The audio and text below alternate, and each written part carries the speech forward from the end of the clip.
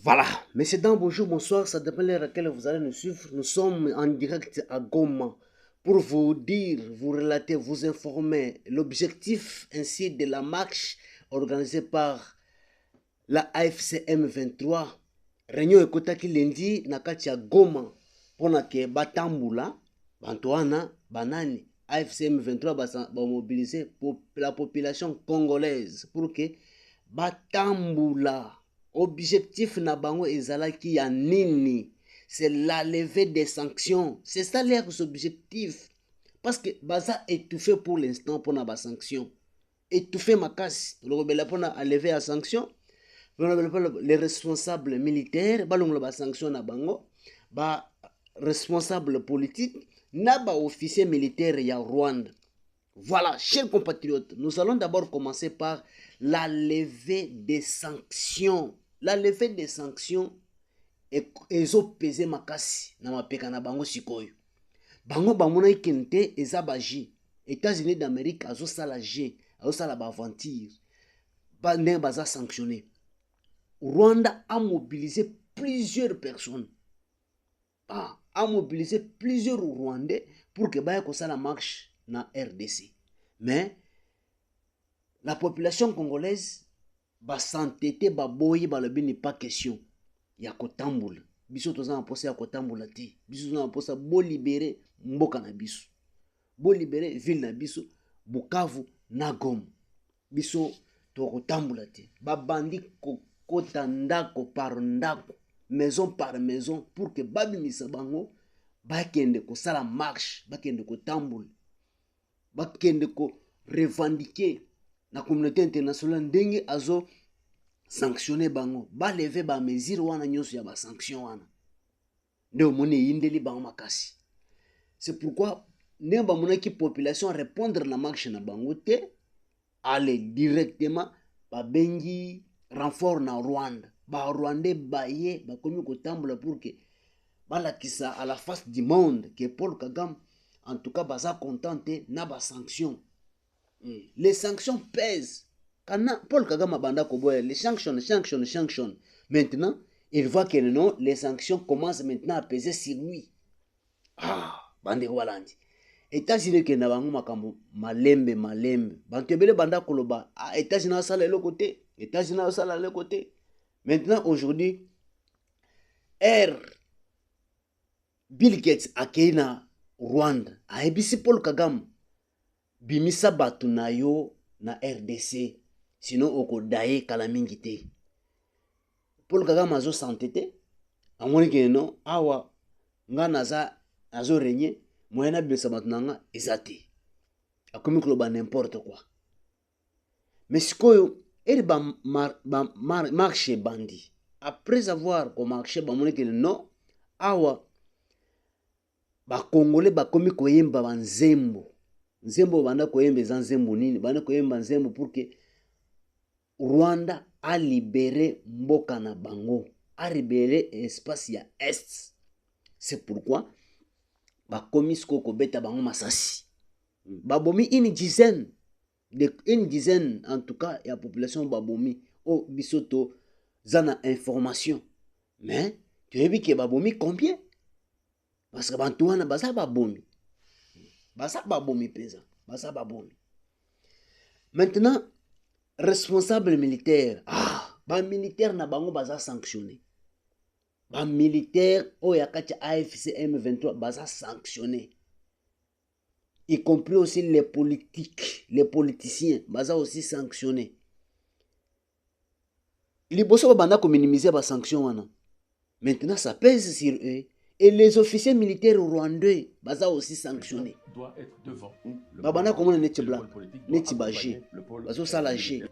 Eza ba aventure, mais eza aventure te. Ah siko bazo yango au sérieux. Bamoni ke makambo siko komi ko peser sur leurs épaules. Komi ko peser makasi. Chers compatriotes, nanga lobi nga kuna nazate, makambo ya dialogue na bango nazate. Mais à travers le secrétaire d'État américain Marco Rubio à répondre à bango déjà.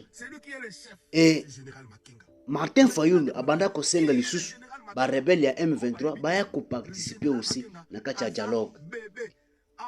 États-Unis d'Amérique est sur position. C'est sanga na yebi soki sikoyo kozwa position nini okoloba nini. Parce que bato o bazo soutenir la République démocratique du Congo. Les gens qui ont accepté de marcher ensemble avec la République démocratique du Congo. Antoine bazu position na bango officiellement, c'est les États-Unis d'Amérique à travers le secrétaire d'État américain Marco Rubio. Alors les criminels jamais bakoya pour que bakota na dialogue. Non. Baboy. Baboy que participation à un dialogue est importante. Parce que ce sont les gens qui ont touché les sangs. Bato bazana ba makila. Na maboko na bango. Dialogue na bango ezana kata. Dialogue ya convoqué par Moukantombolo Fachi Beton, incessamment il va signer l'ordonnance en convoquant les dialogues. Bantou va participer na kacha dialogue, chers compatriotes. Makambo eza ya koinda mabe. Aux États-Unis azaka kana sima ya RDC, azotambula kaka malembe kaja bata penza azotambula. Eza chintunga makasi. Aux États-Unis azaka pembeni ya Moukantombolo Fachi Beton pa ebandeni ya kosikilize malgré balingi bachele manyoko na mai mais ekosimba kaka te manyoko na mai ya bango ekei pamba ekei côté mususu ekozala kitoko makasi bandi ko balandi le camp mususu eza ya cour constitutionnelle cour constitutionnelle beti eloko moko ya kitoko. Voilà, l'Assemblée nationale PAJ commission ya PAJ et banda constitué sur makambo loi référendaire, loi référendum, auto que de voter oui ou non pour le changement de la constitution. La Cour constitutionnelle vient de valider,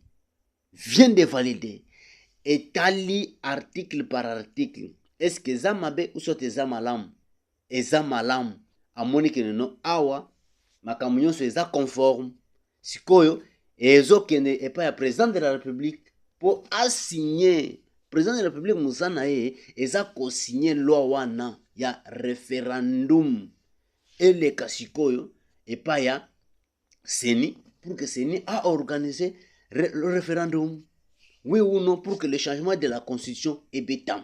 Makambo eso kenango kitoko chintunga liker et partager, ça nous fera le plaisir. Makambo eza bien bande ko baike boko tebele Bon partager émission et bon liker, ça nous fera énormément plaisir. Chers compatriotes, président de la République, chef de l'État, Moukantombolo Fachi Beton, à 15 jours, il y a promulgué loi référendaire. Voilà. Ce qui 15 jours est l'équi, c'est-à-dire là on est déjà en vigueur. J'espère que Moukantombolo a kocha mukolo tonaye. Azana ba explication mususu te oya kosala. PAJ salaki musala Assemblée nationale et tindenge pas président de la République pour que le président de la République a promulgué loi wana. Le président de la République a joué avec sagesse. Albi que non, n'a pas promulgué wana te. Il faut natinda on a cour constitutionnelle pour la conformité. Si loi est violée, loi mukonzi, c'est-à-dire la constitution, bango baza mieux chargé pour que ba interpréter ou soit ça là ce qu'on appelle la conformité. Il y a loi pour que et bandenini ya kokende et pas ya Moukantombolo Fachi Beton ezonga lisusu pour asinyango tala makambo Moukantombolo azwe nango sagesse. La population congolaise attend impatiemment pour le changement de la constitution parce que toko vanda boye na constitution ya ba belligérant bazala babanda soko sala makambo o balingi kosala. Encore la constitution de 2006 ils ont favorisé la balkanisation na espace ya est pour que ba balkaniser RDC bantwana ba trikaki makasi constitution na biso. Constitution 2006 ezalaki bien triqué, bien taillé sur mesure sur un homme qui s'appelait Joseph Kabila Kabang, y compris aussi na ba Rwandais rwandais baza ebele awa na kati ya RDC baza ebele penza. Likez, abonnez, ça nous fera le plaisir. Merci.